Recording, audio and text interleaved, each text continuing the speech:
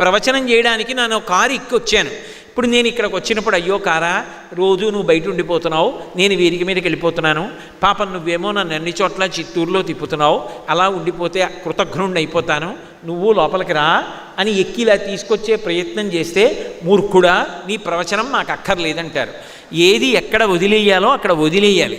అలా వదిలేస్తేనే గొప్ప తప్ప పట్టుకోకూడదు. కోపం కూడా అంతే. మనం చెప్పు చేతలలో అది ఉందా లేదా, అది మనని పట్టేసుకోకూడదు. మనం దాన్ని ఎంతసేపు పట్టుకోవాలో అంతసేపు పట్టుకుని కార్యం సాధించాలి. ఏదో చాలా కోపంగా ఉన్నట్టు, బిగుతుగా ఉన్నట్టు నటించి, ముక్కు పుటాలు ఎగరేసి, శ్వాస గట్టిగా విడిచిపెట్టి, ఇలా వేలు చూపిస్తే అమ్మో కోపంగా ఉన్నారు అని అందరూ మార్గంలో పడతారు. వెంటనే అయిపోయింది పని, ఆ కోపాన్ని వదిలిపెట్టి తను ప్రశాంత పడిపోతాడు. అంతే తప్ప తన కోపమునకు వశపడకూడదు. రాముడి జీవితంలో గొప్ప విషయం ఏమిటంటే రాముడు కోపమునకు వశపడడం. అందుకే వాల్మీకి మహర్షి అడిగిన 16 గుణములలో ఇదొకటి. తెచ్చిపెట్టుకుంటాడు. ఆయనే కోపం తెచ్చిపెట్టుకున్నాడు అనుకోండి, దేవతలు కూడా ఉనికిపోతారు. అందుకే కోన్వస్మిన్ సాంప్రదంలోకే గుణవాన్ కశ్చ వీర్యవాన్ ధర్మజ్ఞశ్చ కృతజ్ఞశ్చ సత్యవాక్యో దృఢవ్రతః చారిత్రేణ చ కోయుక్త సర్వభూతేషు కోహిత విద్వాన్ కః కస్సమర్థశ్చ కశ్చైక ప్రియదర్శనః ఆత్మవాన్ కో జితక్రోధో ద్యుతిమాన్ కో ననసూయకః కస్య బిభ్యతి దేవాశ్చ జాతరోషస్య సంయుగే జాతరోషస్య సంయుగే అన్నారు. ఎవడు కోపాన్ని తెచ్చిపెట్టుకున్నంత మాత్రం చేత కస్య బిభ్యతి దేవాశ్చ, దేవతలందరూ కూడా భయపడిపోతారో అటువంటి వాడు రాముడు. అటువంటి రాముడు రామాయణం మొత్తం మీద ఒకే ఒక్కసారి కోపమునకు వశపడిపోయాడు. ఎప్పుడు వశపడిపోయాడో తెలుసా? రావణాసురుడు స్వామి హనుమ మీద పుంఖానుపుంఖలంగా బాణాలు ప్రయోగించాడు. రాముడు యుద్ధం చేస్తూ ఒక స్థితిలో ఇలా కిందకి చూస్తే తాను అధిరోహించిన హనుమ శరీరం పూచిన మోదుగ చెట్టులా కొట్టాడు. నెత్తురు ఏరులుగా పారుతోంది. హనుమ అంత బాధని ఓర్చుకుంటున్నది చూడగానే రాముడు ఆ రోజున మాత్రం కోపానికి వశపడిపోయాడు. ఆ రోజున రాముడు కాడు, రాముడు రుద్రుడైపోయాడు. అంత క్రోధాన్ని పొందాడు. అంటే రాముడికి కూడా అంత కోపం వచ్చేటట్టు చెయ్యగలిగినంత సేవాధురీణుడెవరు అంటే స్వామి హనుమ ఒక్కరే. హనుమ యందు అద్భుతమైనటువంటి గుణాలు ఉన్నాయి. అందుకే హనుమద్వాహనం అంత ప్రఖ్యాతి వహించింది. ఆయన అంత శరీర వేగం ఉన్నవాడు లోకంలో లేడు. ఆయన అంత ధైర్యం ఉన్న మనసున్నవాడు లోకంలో లేడు. అసలు మన మనసుకి ఎక్కడికి పడితే అక్కడికి వెళ్ళిపోయేటటువంటి లక్షణం ఉంది. పూజ చేసుకుందామని కూర్చున్నాను అనుకోండి, ఎక్కడికో పోతుంది నా మనసు. రేపు ప్రయాణం మొదలు పెట్టాలి కదా, ఎన్ని గంటలకు బయలుదేరితే బాగుంటుంది, ఎన్ని గంటలకి నేను ప్రయాణం చెయ్యవలసినటువంటి ప్రదేశానికి చేరుకోవాలి, ఏవో రకరకాల ఆలోచనలు. ఇక్కడ పూజ అయిపోతూ ఉంటుంది. ఇక్కడ అవయవాల్ని యాంత్రీకరించి తాను ఎక్కడికో పోతూ ఉంటుంది మనసు. ఆయన మనసు ఎంత వేగంగా వెడుతుందో అంత వేగంగా ఆయన శరీరం వెడుతుంది. మన అదృష్టం ఏంటంటే మన శరీరానికి ఆ వేగం లేదు. అందుకని కనీసం మనసు వేగం మనిషి కూర్చున్నాడు. మనిషికి కూడా వేగం వచ్చిందనుకోండి, ఇంకెవడైనా తట్టుకోగలడు అసలు అనుభవించే భోగాలకి? ఆ వేగం లేదు మనకి. కానీ హనుమకున్న గొప్పతనం ఏమిటో తెలుసా? ఆయన వేగం అలా ఉంటుంది, ఆయన మనసుకున్న జవం అలా ఉంటుంది. అంత ధైర్యశాలి. అసలు ఆయన మొక్కవోడు, అంత ధైర్యంతో ఉంటాడు. అందుకే వాల్మీకి మహర్షి రామాయణ రచనలో ఒక అద్భుతాన్ని సృష్టించారు. కిష్కింధకాండ పూర్తి చేస్తూ ఒక శ్లోకాన్ని రచించారు. రావణాసురుని చేత బంధీకృతయ్యి సీతమ్మ ఉన్నది అన్న మాట సంపాతి చెప్పాడు. ఎక్కడ ఉన్నది కాంచనలంక? 100 యోజనముల లవణ సముద్రాన్ని దాటి ఆవలి ఒడ్డుకు వెడితే, ఉత్తర తీరానికి వెడితే అక్కడ అశోకవనం కింద, అశోకవనంలో శిశుపావృక్షం కింద సీతమ్మ నాకు కనపడుతోంది. ఎందుకని? సంపాతి ఆ వైనతేయుడు వినతాసుతుల యొక్క వంశంలో వచ్చినటువంటి వాడు. అందుకే ఆయనకి కూడా గరుత్మంతుడు వాళ్ళలాగే దూరదృష్టి. ఎక్కడో కూర్చుని, ఎక్కడో సముద్రానికి ఆవలి వైపు కాంచనలంకలో ఉన్నటువంటి అశోకవనంలో శిశుపావృక్షం కింద కూర్చున్నటువంటి సీతమ్మ దర్శనం చేసి అక్కడుంది సీతమ్మని చెప్పాడు. ఆయన చెప్పింది నిజమని గుర్తేమిటి? కాలిపోయిన రెక్కలు మళ్ళీ వచ్చాయి. రామకార్యం మీద పెడుతున్న వాడికి మాట సాయం చేసినా కాలిపోయిన రెక్కలు వచ్చాయి. ఇది రామకథా బలం. కాబట్టి అటువంటి సంపాతికి రెక్కలు వచ్చాయి. ఇప్పుడు బయలుదేరి వెళ్ళాలి. కానీ అక్కడ ఉన్నవాడు సామాన్యుడు కాడు, అరివీర భయంకరుడు. దేవేంద్రుడంతటి వాడు హడిలిపోతాడు. నైనం సూర్య ప్రతిపతి వార్ష్వేవాతిన మారుత చలోర్మిమాలి తం దృష్ట్వా సముద్రోపి నకంపతే అంటారు బాలకాండలో దేవతలు రావణాసురుడి గురించి చెప్తూ. రావణాసురుడు అలా బయటికి వస్తే, అది గ్రీష్మ ఋతువు అనుకోండి, సూర్యుడు బాగా ప్రకాశించాలి, అపారమైన వేడిని విడిచిపెట్టాలి. మధ్యాహ్నం 12 గంటల వేళ రావణాసురుడు అలా అంతఃపుర గమాక్షంలోకి వచ్చాడనుకోండి, వెంటనే సూర్యుడు తన తేజస్సునంతటినీ ఉపసంహారం చేసి వెనక్కి వెళ్ళిపోతాడు. అంత భయం. సముద్రం దగ్గరికి వచ్చి నించున్నాడు అనుకోండి, సముద్రంలో తరంగాలు రావు. తరంగాలు ఆపేసి ఒక నదిలా సముద్రం తరంగాలు లేకుండా అయిపోతుంది. ఉత్తరాఖండలో ఒక అద్భుతమైనటువంటి విషయాన్ని చెప్పారు.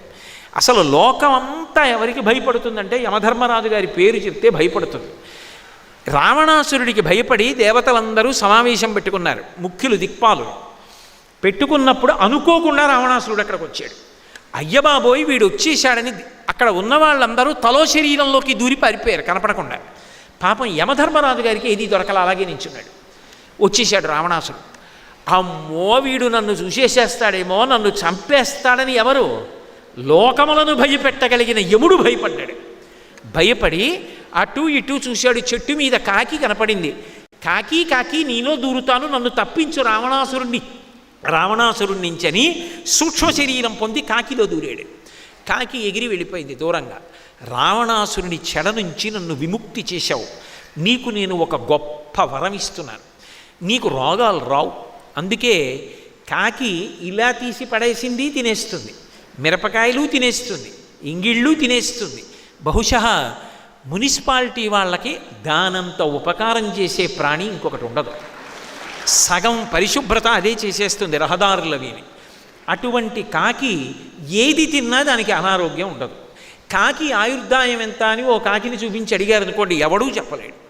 అంత బలంగా ఉంటుంది. సాధారణంగా బలవన్మరణం తప్ప, ఏ విద్యుద్ఘాతానికో మరణించాలి తప్ప సహజంగా వృద్ధురాలైపోయి కాకి చచ్చిపోయిందని చెప్పడం ఎవరికీ సాధ్యం కాదు.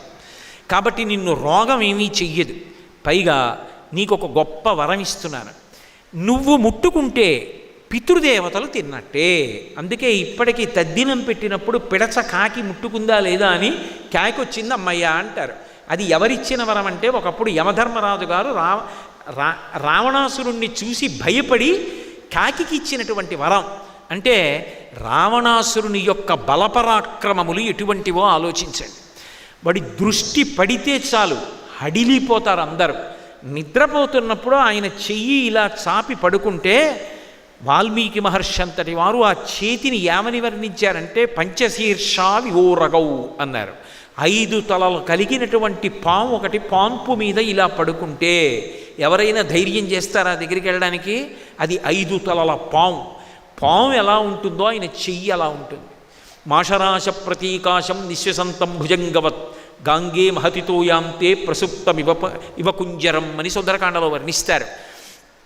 ఏనుగు గంగానదిలో స్నానం చేసి వచ్చి పడుకుంటే ఎలా ఉంటుందో, నల్లటి మినుముల పోగు తీసుకొచ్చి పోస్తే ఎలా ఉంటుందో, రావణ బ్రహ్మ అలా ఉంటాడు. 10 తలకాయలతో విరాజిల్లుతూ ఉంటాడు. అంత భయపెడతాడు.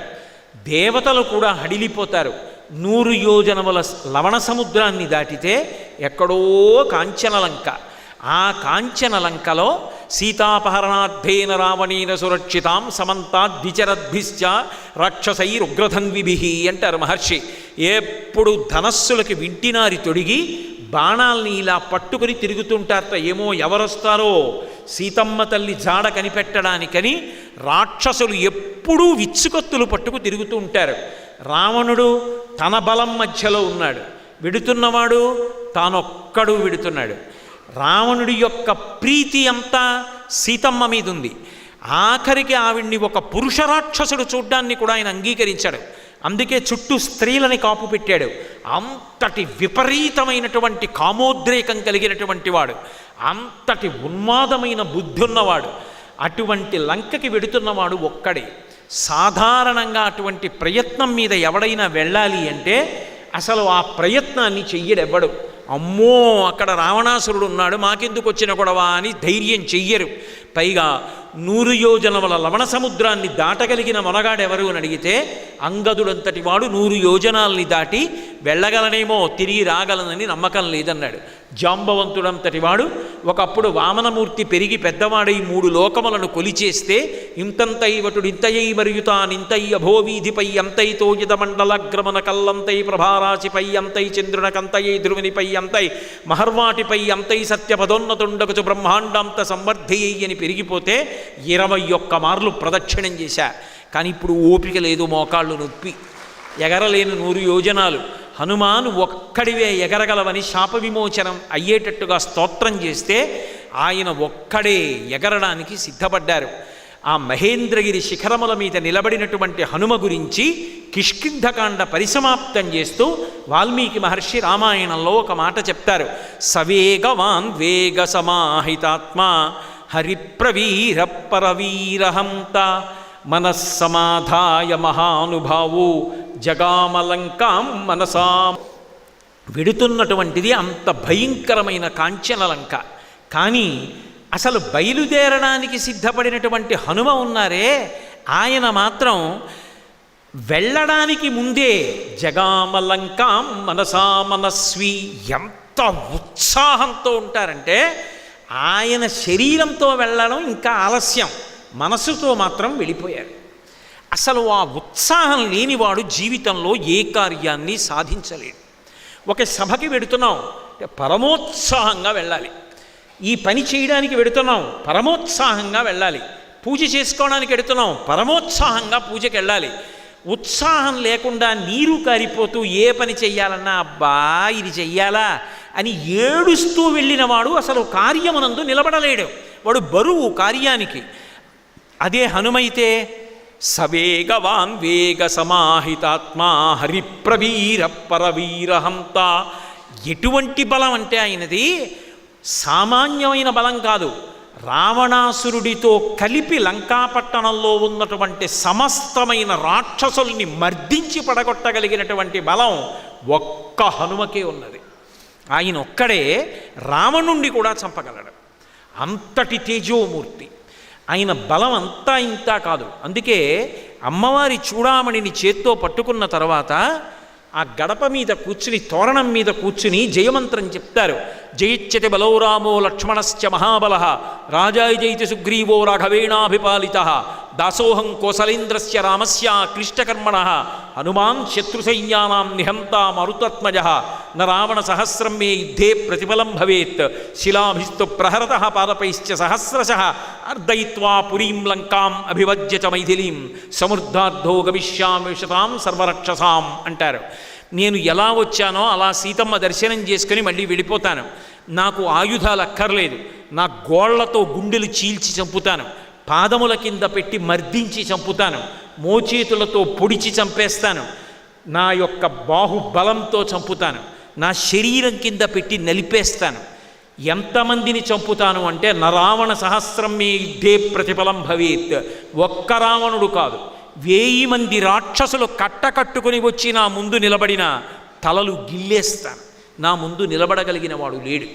అంతటి బలపరాక్రమములు కలిగిన వాడైనటువంటి హనుమ, ఆయన తేజస్సు అనితర సాధ్యం. అందుకే మహర్షి హనుమ యొక్క యుద్ధం గురించి చెప్తూ ఒక మాట అంటారు. హతైర్నాగైశ్చ తురగై భగ్నాక్షైశ్చ మహోరథై హతైశ్చ రాక్షసైర్భూమి రుద్ధమార్గా సమంతత అంటారు. హనుమ 10 నిమిషాలు యుద్ధం చేశారనుకోండి, కొన్ని వేల ఏనుగులు చచ్చిపోతాయి, కొన్ని వేల గుర్రాలు పోతాయి, లక్షల సైన్యం పడిపోతుంది. పావుగంట యుద్ధం చేస్తే 80,000 మంది కింకరుల మూకని, 7 సేనాగ్రనాయకుల్ని, 7 మంత్రిసుతుల్ని విరూపాక్ష యూపాక్షౌ దుర్ధరం చైవనాయకం ప్రగసం భాసకర్ణంచ పంచసేన అగ్రనాయకం అని విరూపాక్ష యూపాక్ష దుర్ధర ప్రగస భాసకర్ణులనేటటువంటి 5 కొన్ని లక్షల సైన్యాన్ని, చైత్య ప్రాసాదాన్ని, అశోకవనాన్ని కేవలం హనుమ ఒక్కరే భంజించేశారు అంటే అసలు ఆయన యొక్క బలపరాక్రమముల గురించి చెప్పడం ఎవరికీ సాధ్యం కాదు. అంతటి గొప్ప బలపరాక్రమములు ఉన్నటువంటి వ్యక్తి. ఎంత బలపరాక్రమాలున్నాయి అంటే అన్నీ ఉండి కూడా జీవితం మొత్తం మీద నా కోసం ఈ బలాన్ని ఉపయోగించుకుంటానని ఆయన ఉపయోగించుకున్నటువంటి సంఘటన ఒక్కటి లేదు. చిరంజీవి. చిరంజీవి ఇప్పటికీ ఉన్నారు. ఇప్పటికీ ఉన్న హనుమ తన పేరు చెప్తే రారు. రామకథాలోలుడు. ఎక్కడ రామాయణం చెప్పినా రామనామం చెప్పినా స్వామి హనుమ వస్తారు. ఇప్పటికీ లోకంలో ఒక ఆచారం ఉంది. రామాయణం చెప్పినా సుందరకాండ చెప్పినా రామకథ చెప్పినా పక్కన వేరే ఆసనం వేసి పద్మపీఠం కింద పీఠం వేసి పాదపీఠం కాసిని పువ్వులు వేసి ఉంచుతారు.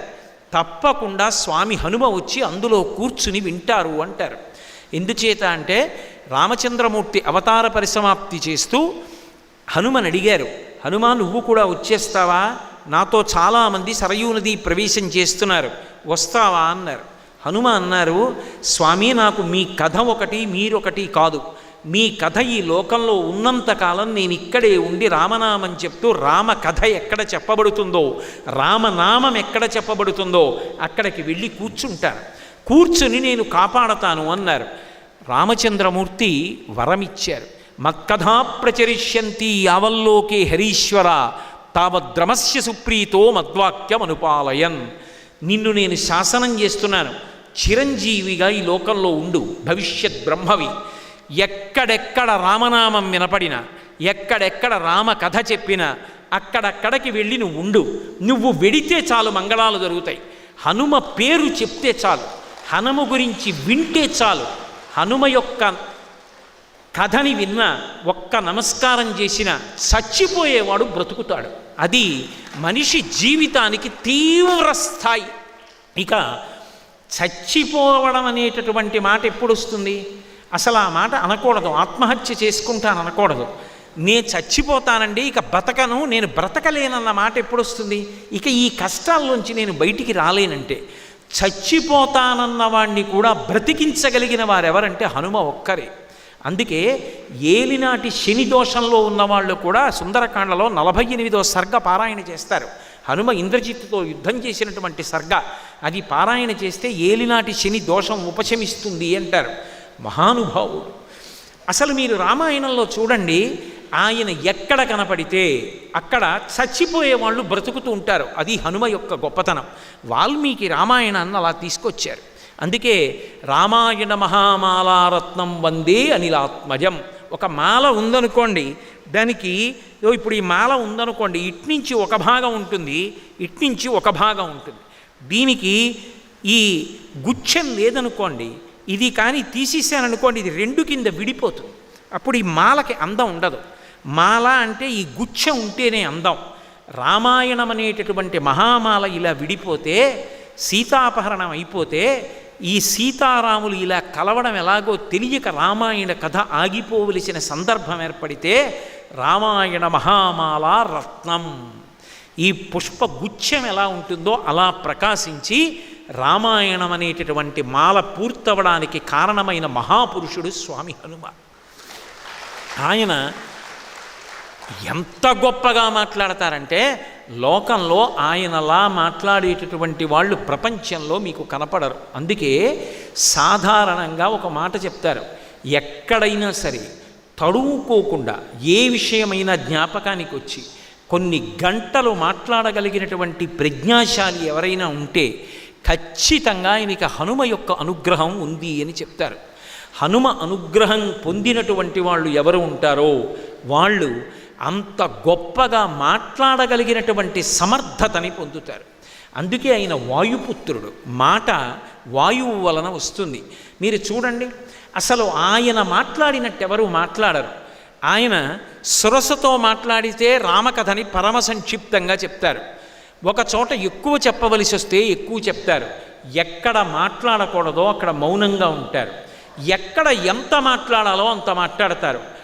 ఎంత మాట్లాడతారో అంత మాట్లాడగలిగినటువంటి హనుమ ఏది మాట్లాడాలో అది మాత్రమే మాట్లాడగలిగినటువంటి ప్రజ్ఞ ఆయన అయోమయ స్థితిలోకి వెళ్ళినప్పుడు కూడా ఆయనని అనుసరిస్తుంది, ఆయన యందు ప్రకాశిస్తుంది.